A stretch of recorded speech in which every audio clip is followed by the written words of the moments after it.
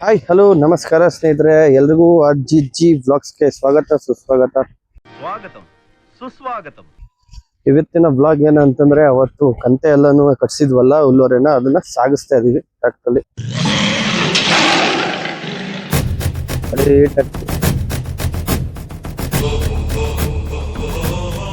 Shake ಆಯ್ತಾಯ್ತು ನೋಡಿ.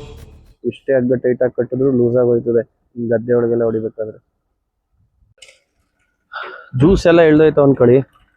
Almost 47 ಆಗಿತ್ತು. 47 3 ಹೊಲ್ಟೋಗ್ಬಿಟ್ಟಿತ್ತು ಅಂದ್ರೆ ಮಳೆ ಬಂದು ನಿಂದ್ಬಿಟ್ಟು ಸ್ವಲ್ಪ ಡ್ಯಾಮೇಜ್ ಆಗಿತ್ತು ಅಂದ್ಬಿಟ್ಟು ಅಲ್ಲೇ ಬಿಟ್ವಿ.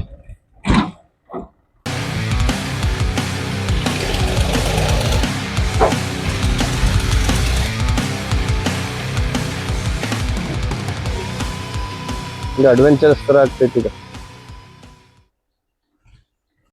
A few moments later. ಸುಮ್ನೆ ಮನೆ ಮೇಲೆ ನಿಂತಿದ್ದನ್ ಕರ್ಕ ಬಂದ್ಬಿಟ್ಟು ಮಿಕ್ಕ ಮಾಡಿದೀವಿ ನೋಡಿ. ಅಯ್ಯೋ, ಈ ನನ್ ಮಕ್ಳು ಮತ್ತೆ ಶುರು ಮಾಡಿದ್ರಯ್ಯ. ರತನ್ ಟಗರು ರತನ್ ಅಂತ. ಈ ಫಿಗರ್ ಎಲ್ಲೋ ನೋಡ್ದಂಗೈತಲ್ಲ, ನಂಗೂ ಹಂಗೆ ಅನ್ನಿಸ್ತಾ ಐತೆ. ನೋಡಿ ಮೇಸ್ತ್ರಿ ಅಭಿಷೇಕ್.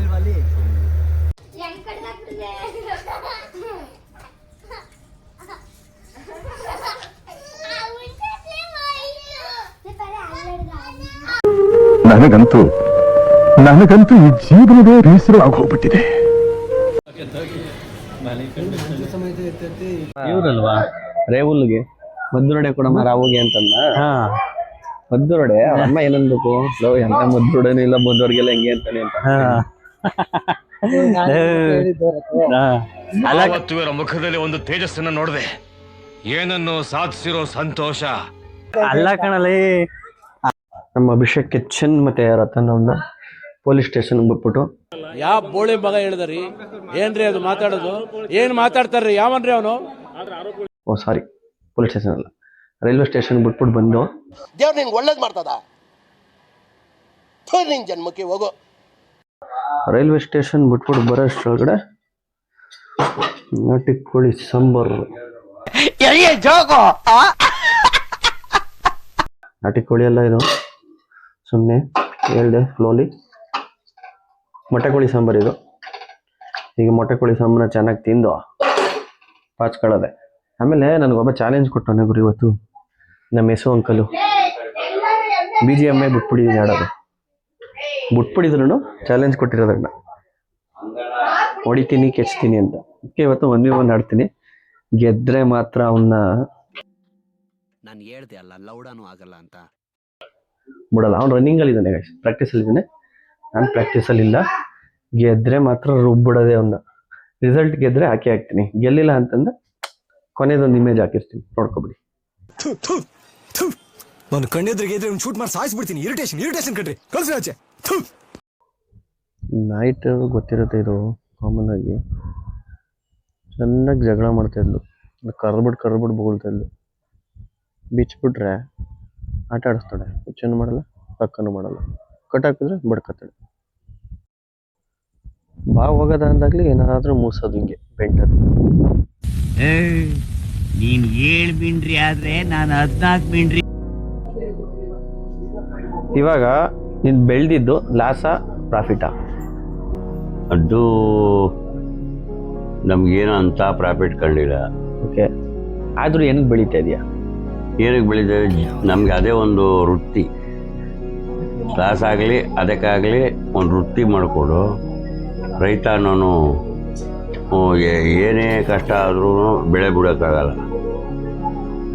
ಅದು ಲಾಭ ಬರಲಿ ಲಾಸ್ ಆಗಲಿ. ಈಗ 34 ಕ್ವಿಂಟಲ್ಲು 30 kg ಭತ್ತ ಬಿದ್ದಿದೆ. 1800 ರೂಪಾಯಿ ನನಗೆ ಭತ್ತ ಮಾಡಿದ್ದೀನಿ. ಓಕೆ, 61-62 ಸಾವಿರ ರೂಪಾಯಿ ಭತ್ತ. 62,000 ರೂಪಾಯಿ ಭತ್ತ ಆಗೈತೆ. ಈಗ 50,000 ರೂಪಾಯಿ ಖರ್ಚಾಗೈತೆ. ಇದುವರೆಗೆ ಕಟಾವು, ವಿತ್ತು ನೀಡೋದು, ಬೆಳೆ ಮಾಡೋದು ಎಲ್ಲ ಸೇರಿಸಿ. ನನ್ನ ಪ್ರಕಾರ ಲಾಸ್ ಆಗಿಲ್ಲ, ಲೆಕ್ಕ ಕೊಡೋಣ. ಈಗ 34 ಕ್ವಿಂಟಲ್ ಭತ್ತ, 34 ಕ್ವಿಂಟಲ್ 30 kg. ನನ್ನ ಮನೆಗೆ ಎಷ್ಟು ತಂದಿದ್ದೀವಿ? ಮನೆಗೆ ಏನು ತಂದಿಲ್ಲ, ಫುಲ್ ತುಂಬಿಸ್ಬಿಟ್ಟಿರೋದು. 10 kg 20 kg 34 quintal. ಅದೇ 35 ಕ್ವಿಂಟಲ್. ನನ್ನ ಪ್ರಕಾರ ಲಾಸ್ ಏನಾಗಿಲ್ಲ, ಬಟ್ ಅಲ್ಲಿಗೆ ಆಗೈತೆ. ಉಳ್ಕೊಂಡಿರೋದು ಏನಂತಂದ್ರೆ ಬರೀ ಹುಲ್ಲು ಅಷ್ಟೇ. ನೆಲ್ಲೂರು ಬಂದು ಒಂದ್ ಕಂತಿಗೆ 150 ರೂಪಾಯಿ. ಅದೊಂದು ನಮ್ಗೆ ನೆಲ್ಲುಲ್ಲು ಅದ್ರಲ್ಲೂ ಲಾಸ್ ಆಯ್ತು. 45ರಿಂದ 50 ಕಂತೆ ಬರೋದು, ಈ ಸಲ 35 ಕಂತೆ ಬಂತು. ಮಳೆ ಬಂದು ಹಾಳು ಮಾಡ್ತು. ಇಷ್ಟೇ ಕಾನ್ಸೆಪ್ಟ್ ಅಷ್ಟೇ. ಈಗ ಭತ್ತ ಬೆಳೆದ್ರೆ ಒಳ್ಳೇದು, ಕಬ್ಬು ಬೆಳೆದ್ರೆ ಒಳ್ಳೇದು? ಕಬ್ಬಲು ಒಂದು ಎಕರೆಗೆ 40ರಿಂದ 50 ಸಾವಿರ ರೂಪಾಯಿ ಖರ್ಚಾಗುತ್ತೆ. ಕಬ್ಬು ಇಳುವರಿ ಬರುವಂಗೆ ಲಾಸ್ ಆಗಲ್ಲ. 60-70 ಮೇಕ್ ಬೆಳೆದ್ರೆ ಲಾಸ್ ಆಗಲ್ಲ.